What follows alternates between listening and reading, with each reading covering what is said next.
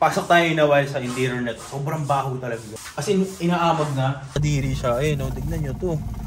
Nilagyan ko na to ng ano ng ganito. Pasukan pa rin ng amag. Tapos ito yung iba na kulay oh. God damn! Headliner. Oh my god, look at this.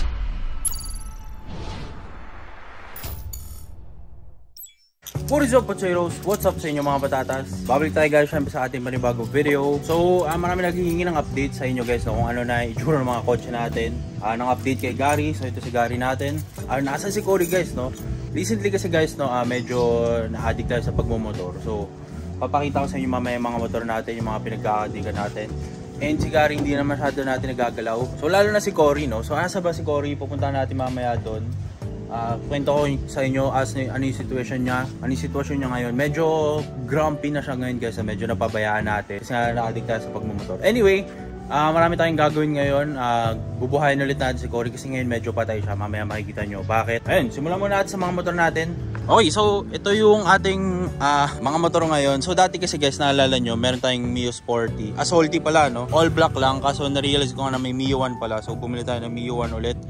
So may time na naging dalawa sila. Pero ayun, binenta na natin yun. So naka Mio 1 na lang tayo ngayon. Pero ano lang din to guys, Mio Sporty siya. Kinonvert lang sa Mio 1. So ito yung itsura niyan. Dati red to, pero ginawa kong silver kasi nga gray yung nakalagay sa kaha niya.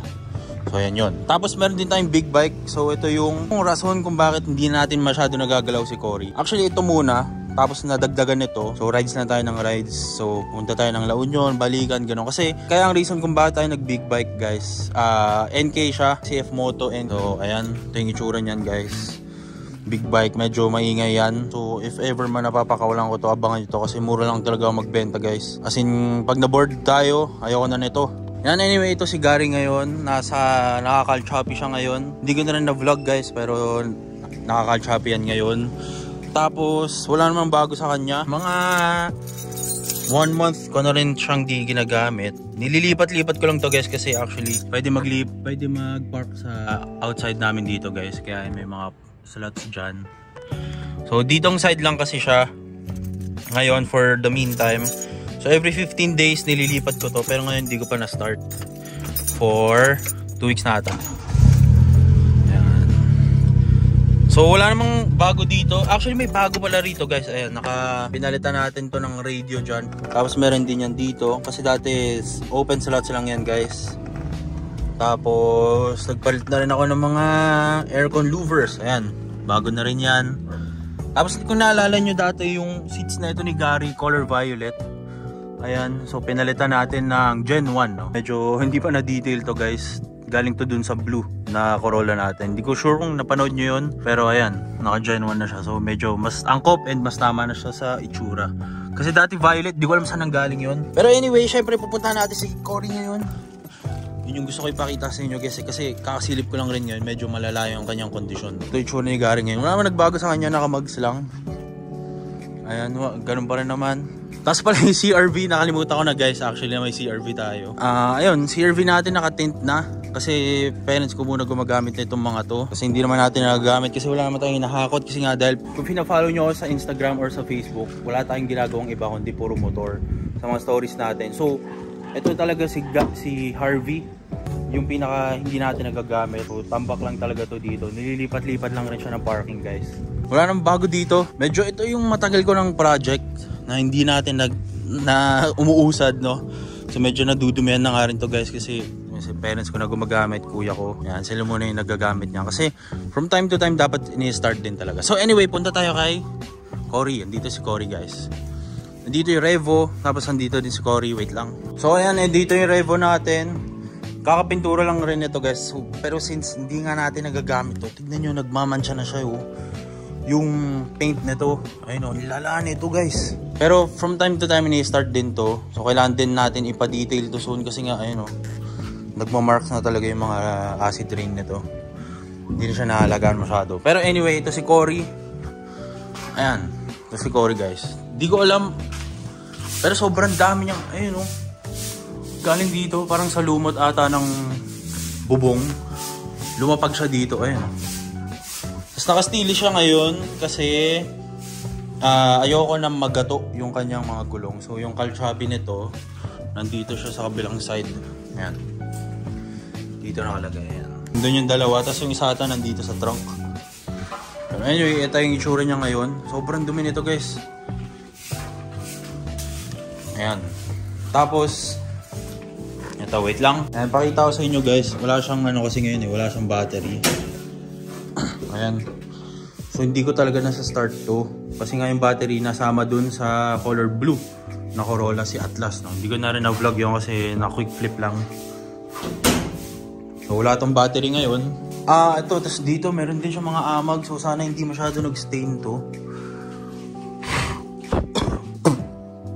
Lasa. Hindi naman siya ano guys, parang alikabok lang naman to, pero sana wag kasi dumapo dun sa mismong pendura, no.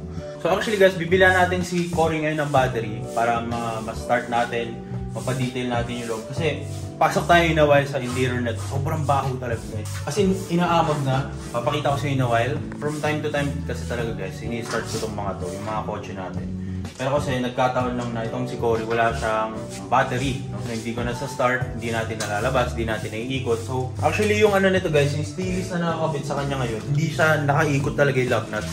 Parang pinangtayo ko lang talaga para hindi lang magato yung mga ano natin, mga gulong, yung potensya, no? Kasi sayang naman. Anyway, papakita ko sa inyo yung interior. Tara, pasok tayo. Pasok tayo dito sa interior na. Sobrang lalak. Tignan nyo guys, oh. Nandito sa likod. So hindi rin pala okay na may garahe lang. Hindi lang pala basta may garahe. Dapat din pala meron siyang car cover.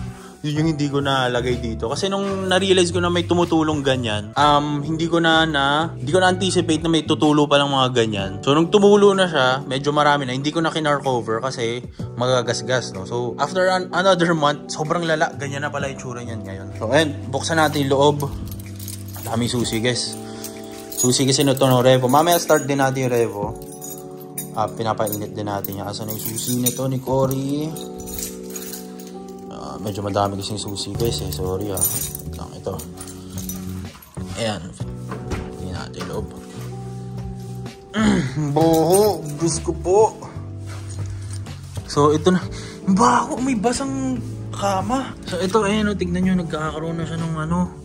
Sorry Cory talaga, hindi ko gusto to guys. Tapos ito yung baho, parang may, oh my god, pati yung bubong.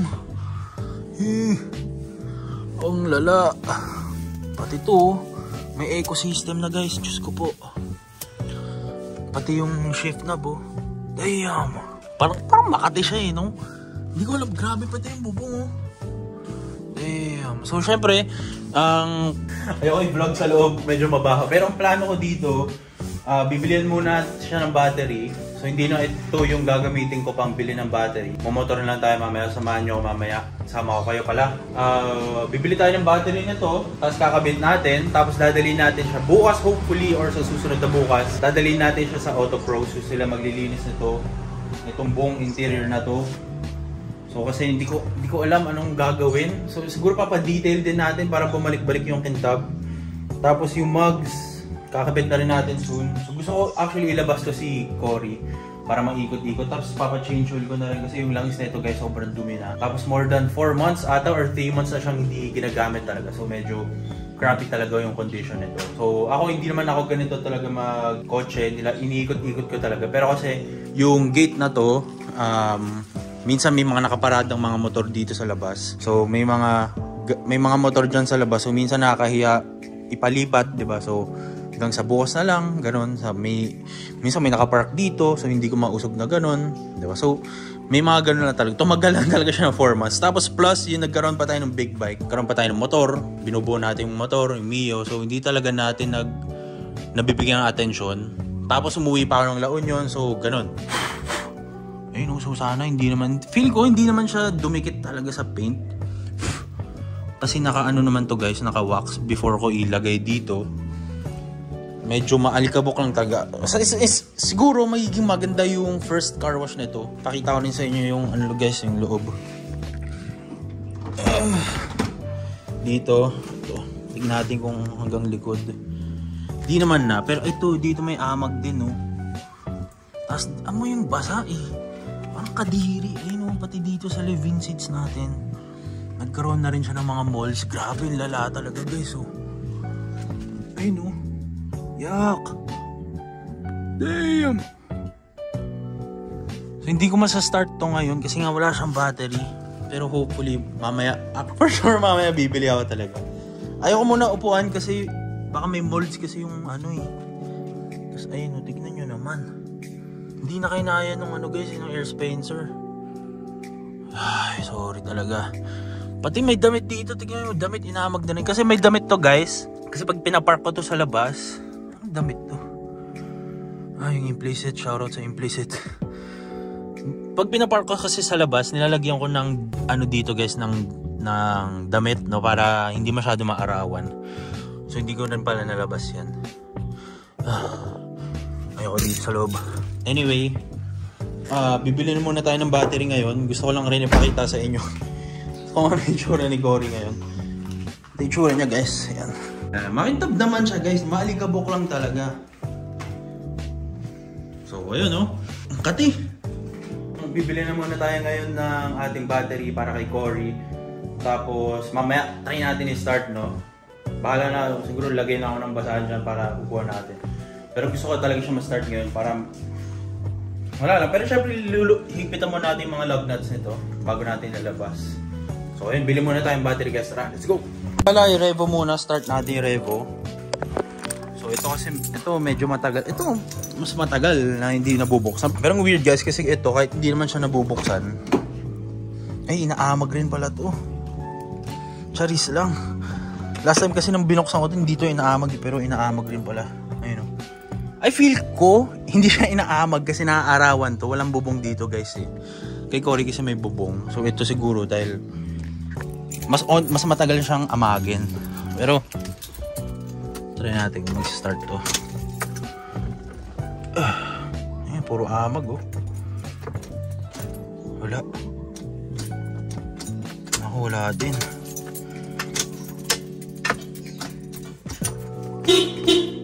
Pero may busina. Ay, mag-start. Diyos ko po. Ay, nako. Ayun. Ulit. Testing natin.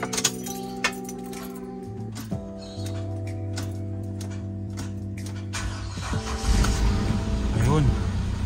Anong problema nito? Ngayon nag-start siya. Weird. Tapos guys, di ko sure, pero palyado yung tunog nito. Mamaya rev natin. Medyo may garalgal eh. Mainitin ko lang saglit.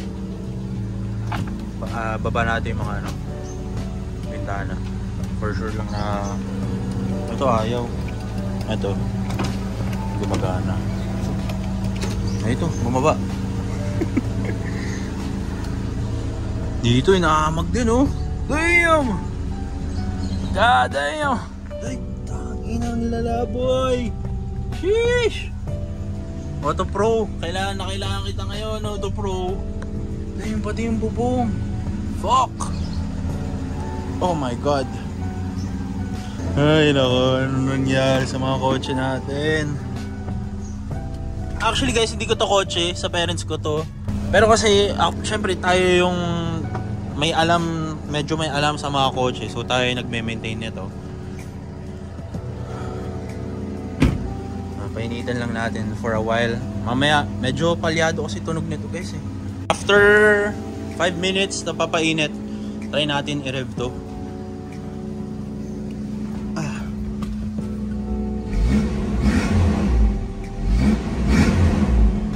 Okay naman pala.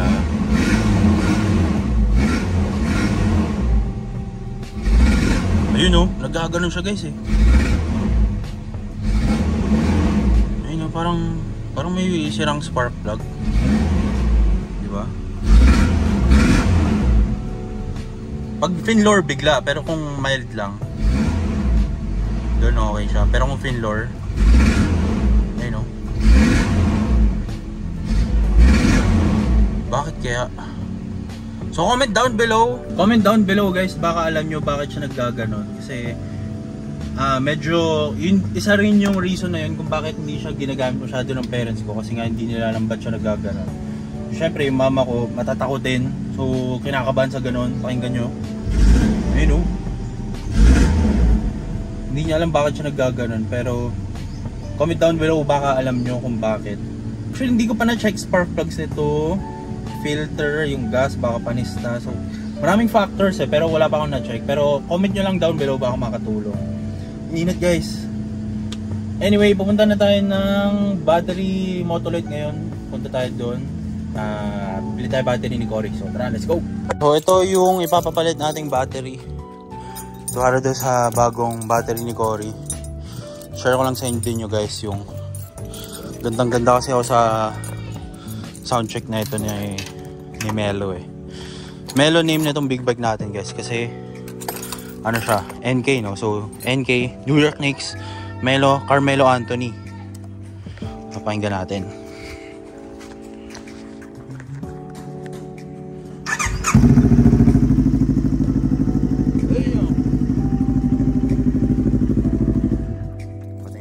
Okay, so may pambili na lang tayo ng battery. Tapos ito yung battery natin.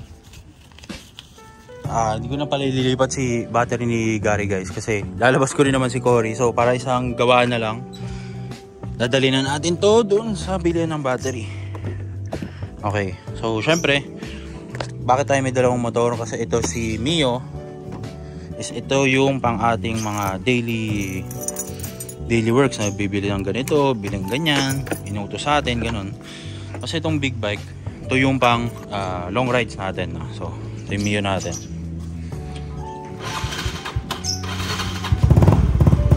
Ayan.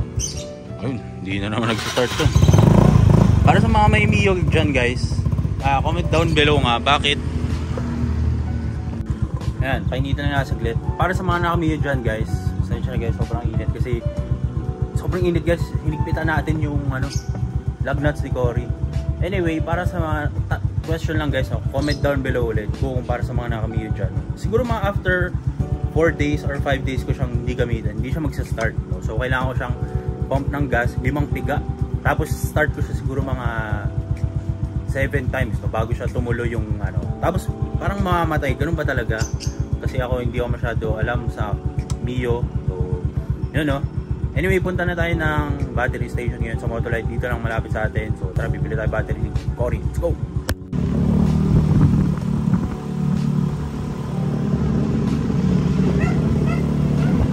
Boom, boom, boom, boom, boom, boom, boom, boom, boom! Siya yung 2SM lang. 2SM. Pero kung gusto mo makatipid, kasi pag small body naman, kahit kapitan mo ng 1SM, kayang-kaya. Hindi kagaya ng mga ngayon, mga tawag dito, mga latest na electronics na ngayon. Maintenance free. Maintenance free yan, hindi kagaya. Baka hindi kayo mapanjik, tutubigan mo kayo. Sige, ito na lang. So ito yung battery natin, 3-4.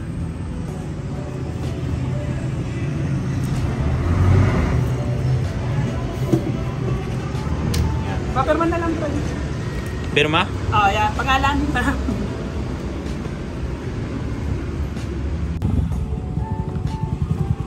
Ganda na ito guys oh. Damn, naka-DNA. So ito yung rason kung bakit tayo may naka-Mio. Share ko lang guys no, kasi dati naka-P6 tayo, walang ganito na, walang lagayan ng ganito no. Yung parang lagayan dito sa gitna. So pag Mio, masarap no kasi may slot sa ilalim. So anyway, ito yung binili natin battery. So kakapit natin ngayon kay Cory. Let's go! Bago natin ituloy ang ating video, gusto muna i-announce sa inyo na favorite nating betting site which is si 1xBet is meron na silang application sa inyong Android and sa inyong iPhone. Meron na sila sa App Store and sa inyong Play Store para sa inyong mga phone. Kasi dati guys, website lang sila nag-ooperate. Ngayon may sarili silang application sa phone. Tsaka maganda dito, dahil syempre meron na silang App Store, meron na silang mismong application sa phone, makakapag-deposit na kayo using your GCash account. So syempre, sa time natin ngayon, lahat na tayo meron GCash. So mas pinadali ng 1xBet yung pagbebet natin sa mga laro. So paano nga ba i-download yung 1xBet guys? So syempre, search mo lang sa App Store sa sa Play Store mo, 1xbet, tapos lalabas na yun. Ang maganda dito sa 1xbet, kapag new player ka pa lang, pwede mo gamitin yung promo code natin na Rich Potato. Lagi mo lang mamaya papakita ko sa inyo kung paano gumagana. And again guys, $100 to hindi to 100 pesos lang, dollars ang pinag-uusapan natin. Click nyo lang yung link nasa baba, comment section down below or nasa description, tapos mapupunta kayo sa page na to. So tara! So napakadali lang mag-register dito guys. Siyempre click nyo lang yung green sa taas, register. Tapos ako dito may lalagay yung phone number mo. Ito rin yung gagamitin mo pang login mo. Tapos dito yung magagamit yung Rich Potato na code. Siyempre $100 yan guys na bonus diyan. Pesos, dollars yan. So napakadali lang mag-register. Makakapag-bet ka na agad. So siyempre kailangan mo maglagay muna ng pera para makapag-bet ka dito sa betting site. Kaya siya betting site, diba? So maganda sa betting site na to, sobrang daming laro. Siyempre meron dito football kung fan ka ni Messi o ni Ronaldo. Tennis, meron din. At siyempre yung paborito ng Pinoy, hindi mawawala talaga dyan yung basketball. Pwede ka tumaya dito, NBA, PBA, at kung ano-anong liga pa. Yun ang maganda dito sa 1xbet, sobrang daming varieties ng mga laro. Sobrang user-friendly ng app na to, so hindi ka talaga malilito, hindi ka maliligaw. Subukan nyo na tong 1xbet, wala namang masama sa pag nagtatry. Alay mo, kayo na yung susunod na swerte. Kailangan nyo guys, 10mm tool. Yan. Ito kasi yung sukat nung dun sa battery. Ito yung pinakamadalas mawala. So ito yung gagamitin natin. Okay, so ito na yung ating battery. Brand nito is Ultra Plus. So mapapastart na natin to after 4 months na walang start. So again guys, napakadali lang naman maglagay ng battery. Para sa mga hindi pa may alam or hindi familiar, papakita ko sa inyo. So madali lang siya gawin guys. Kailangan nyo lang hanapin yung positive, which is ito. Ayan, nakalagay dito. So ito yung negative. Tapos para sa Corolla, dito nakalagay yung positive. So ito yun, itong side yun. Tapos kailangan nyo lang ipit-ipitin to.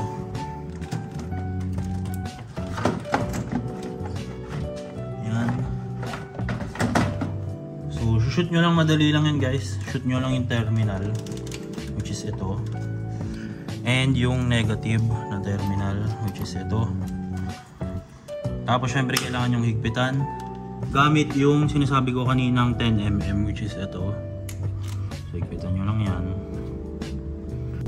Okay, so ipapa-idle muna natin ng mga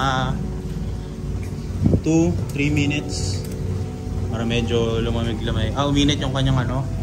Pero ayun guys, so nag-start na yung kanyang RPM. Ayun o. Ayun, medyo tumaas na. Bombayin natin ang konti. Ayun, gumagalaw na yung RPM.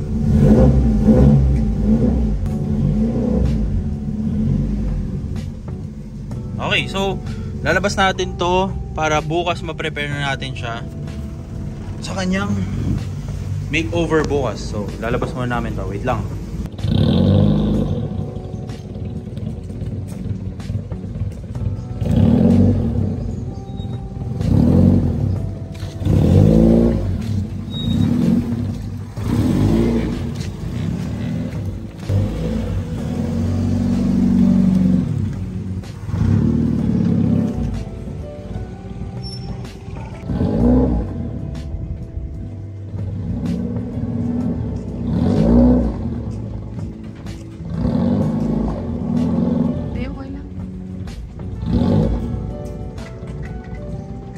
Okay, so in full flesh, ayun, nalabas ko na si Cory.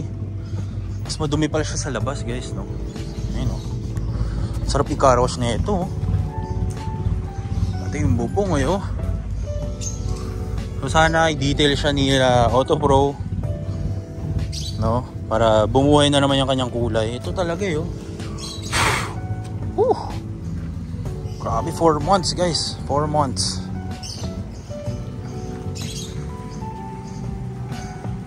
Sarap tignan guys. Dalawa yung Corolla natin. Taga, sara natin. Ayun, oh. Tapos siya sa Gary. Tapos siya si Cory. Diba? Ayun, oh. Sarap tignan. Yung Mion dun, tinabi ko muna kasi medyo masikip. Pakita sa inyo guys kasi syempre iba yung ilaw dun kanina sa garahe, no? Pakita ko na lang rin dito sa labas ulit. Ayun, oh. Tignan mo yung mga amag dito. Dinrive ko to kanina guys. Napakakati sa likod. Baho. Alam mo, parang napagod ng ilang araw. Ganon, ilang araw kong pawis tas hindi ka naligo. Ganon yung kamay dito sa loob. So medyo kadiri siya. Ayun, no, tignan nyo to. Nilagyan ko na to ng ano, ng ganito. hairnet cover ba tawag dito, hindi ko alam. Pero napasukan pa rin ng amag. Tapos ito yung ano, iba na kulay oh. God damn! Sheesh! Pinakamalala guys ito talaga oh. Damn! Headliner, oh my god, look at this! Try nga natin iba yung guhita natin. Ay hindi, sana wag nagwan siya. Sheesh!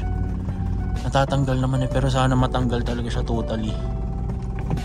Ayan oh, puchang lala boy.